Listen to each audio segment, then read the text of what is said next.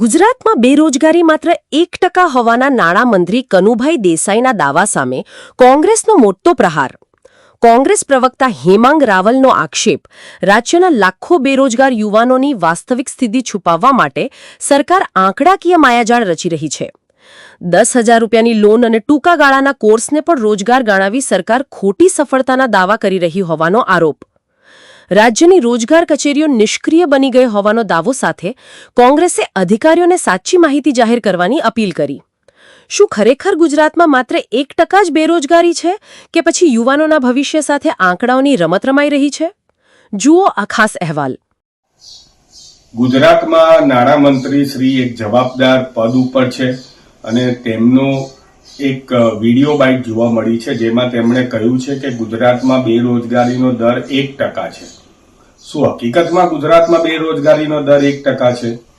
સામાન્ય રીતે બેરોજગારીનો દર માપવા માટે થઈને જે પદ્ધતિ અપનાવાતી હોય છે તે એવી હોય છે કે 15 થી 29 વર્ષના યુવાનો, કેટલા યુવાનો અત્યારે રોજગારી કરે છે અને કેટલા યુવાનો બેરોજગાર અથવા તો રોજગારી માગી રહ્યા છે.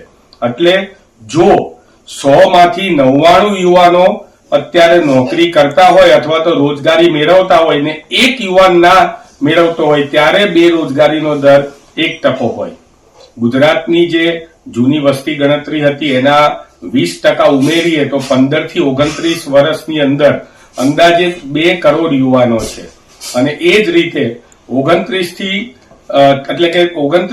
39 વર્ષના જે યુવાનો છે એ પણ અંદાજિત 1.5 કરોડ જેટલા છે અને 39 થી 50 વર્ષના જે લોકો છે એ પણ અંદાજે 1 કરોડ જેટલા છે.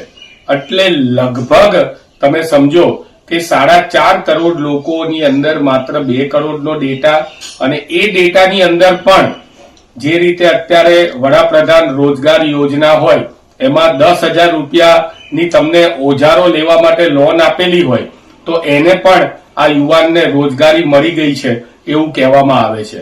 નેશનલ સ્કિલ ડેવલપમેન્ટ કોર્પોરેશનના કોર્સ કરેલા હોય ને કોર્સ કર્યા પછી એ લોકોએ કાગળ ઉપર એમને રોજગાર બતાવેલો હોય, એટલે 10,000 નો કોર્સ કર્યો હોય અને એને રોજગાર બતાવ્યો હોય કે આને સિક્યુરિટીની જોબ મળી ગઈ છે તો એને પણ રોજગારી અપાઈ ગઈ એમ કહેવાય છે.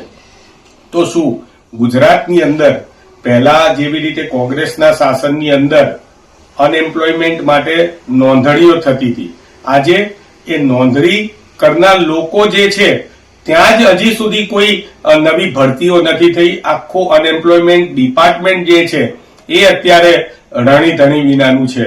ત્યારે શ્રી કનુભાઈ દેસાઈએ આવી રીતે 1% માત્ર બેરોજગારીનો દર હોવાની જે વાત કરેલી છે તે સદંતર સત્યથી વિપરીત છે અને એક જવાબદાર પદાધિકારી તરીકે તેમણે આ એક ગુજરાતના બેરોજગારોનું અપમાન કર્યું છે.